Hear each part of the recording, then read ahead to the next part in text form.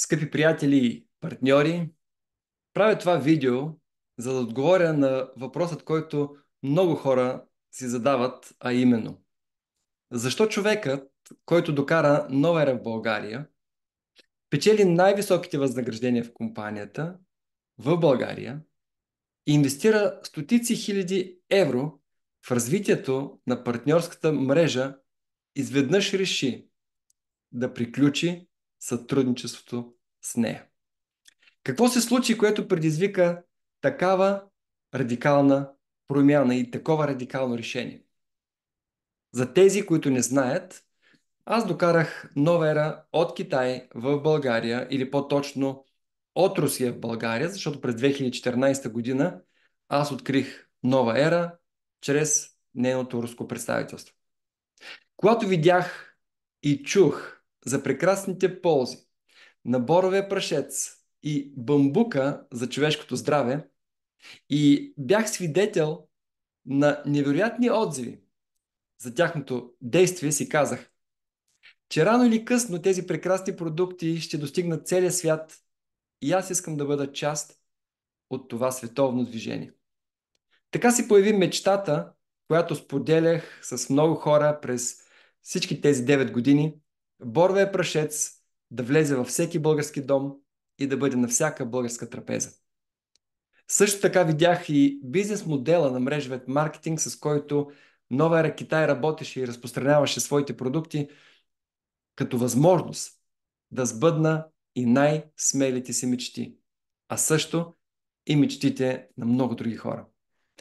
Това беше движеща сила през тези 9 години, като вярвах, че щом Нова ера Китай е държавна компания, това е гарант за стабилност, сигурност, подкрепа, дългосрочност и големи перспективи.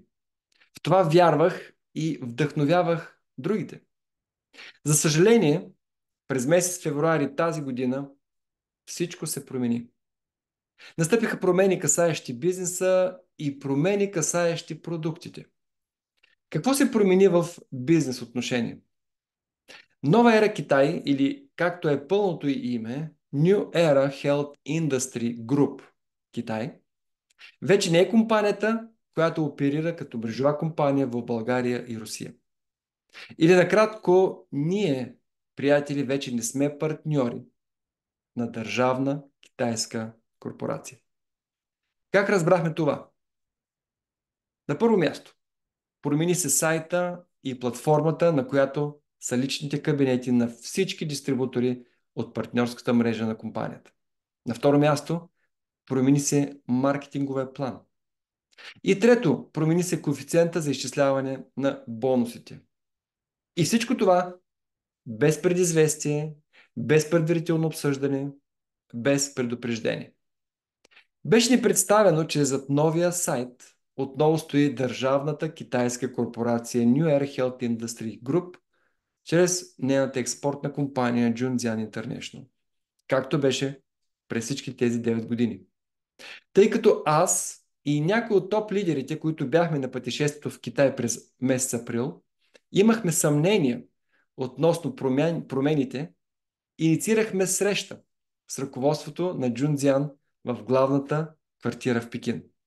И директно ги питахме: какво наложи смяна на сайта и личните кабинети на партньорите от 1 февруари? Отговорът на президента на компанията беше, и всички присъстващи лидери могат да потвърдят това: ние нямаме нов сайт и нищо не сме променяли. Вторият въпрос беше: какво наложи промяна на маркетинговия план на компанията и коефициента за изчисляване на бонусите, тъй като те рязко спаднаха в новия сайт? Отговорът отново беше: ние не сме променили маркетинговия план и коефициента за изчисляване на бонусите. Останалото е история. Нова ера Китай не предприе никакви мерки, проверки и въобще не реагира по никакъв начин да си върне предишния статут на мрежовата компания, която развива тези пазари, което означава, че тя се оттегли тихомълком от тези пазари като мрежова компания. Цялата структура беше копирана, разбирай, хакната, без знанието на компанията и прехвърлена на нова платформа, която няма нищо общо с нова ера Китай. И най-смешното е, че отдолу на новия сайт, като негов собственик, е изписано името Junjian International, което е лъжа. Защото самата компания заяви пред нас, че няма нов сайт и нова платформа. От което става и ясно, че собственикът или собствениците на новия сайт използват името на нова ера Китай неправомерно, за да заблуждават дистрибуторите. Дори само тази промяна е достатъчна, аз и Резидан да приключим с нова ера като дистрибутори. Непочтеността и лъжата не са част от нашата ценностна система. Дори това да ни струва стотици хиляди евро загуби на година. Не можем да гледаме приятели и партньори, с които 9 години изграждаме мечтите си и вдъхновяваме стотици хора да повярват в техните мечти, че могат да ги сбъднат с нова ера и да ги лъжем, че нищо не се е променило. Променило се е, хора. И то безвъзвратно. Втората промяна обаче, касаеща продуктите на нова ера, вероятно ще засегне и разочарова още повече хора. И тази промяна е резултат от първата. Защото всичко, което изграждахме през тези 9 години, мрежата от партньори и клиенти, човек по човек, за да може тези толкова полезни продукти с марка GoGen, което означава държавно съкровище, да достигнат колкото се може повече хора, сега се пренасочва тази мрежа да разпространява продукти, които нямат нищо общо с корпорация Новера. Китай, производствената база в Янтай и качеството, което получавахме и познавахме. От миналата година в Русия започна подмяна на продуктите на Нова ера Китай, произведени в производствената база в Янтай, с дублиращи и имитиращи продукти, които, забележете, също са с имитираща марка GoGen, но с различно лого. Произведени от други фабрики, които нямат нищо общо с държавната корпорация Новера и чието качество не може да се сравни с това на оригиналните продукти с марка GoGen, които имаме до сега в България. И тези продукти скоро ще бъдат внесени за разпространение и в България. Поставят се маркировки и сертификати на опаковките, които не са истина, като например знака за сътрудничество с китайската космическа програма. Факт е в момента, че от 34 хранителни добавки, които се продават чрез мрежата на Новер в Русия и са налични на пазара, само 3 са оригинални с марка GoGen и произведени във фабриката в Янтай на Новера. А останалите 31 също с марка GoGen, но имитираща и са произведени в други фабрики, нямащи нищо общо с Новера. Това са цифрите, приятели. 90% имитиращи продукти, 10% оригинални. И това е втората причина, поради която ние с Резада се отказваме да работим при новите условия. Аз докарах Новера в България заради чудесните продукти с марка GoGen и заради бизнес възможността, която Нова ера Китай предлагаше на своите партньори и клиенти. Нова ера Китай вече не работи като мрежова компания в България и Русия и не контролира какво се предлага чрез мрежата тук.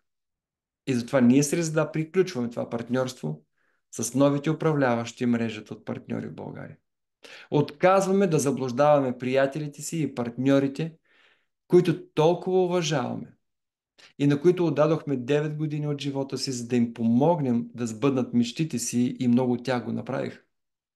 Ние искаме да бъдем част от бизнес, който е готов за пари да лъже, да заблуждава, да краде комисионни от дистрибуторите и да подменя продукти. Затова приключваме с нова ера. Благодарни сме за всичко.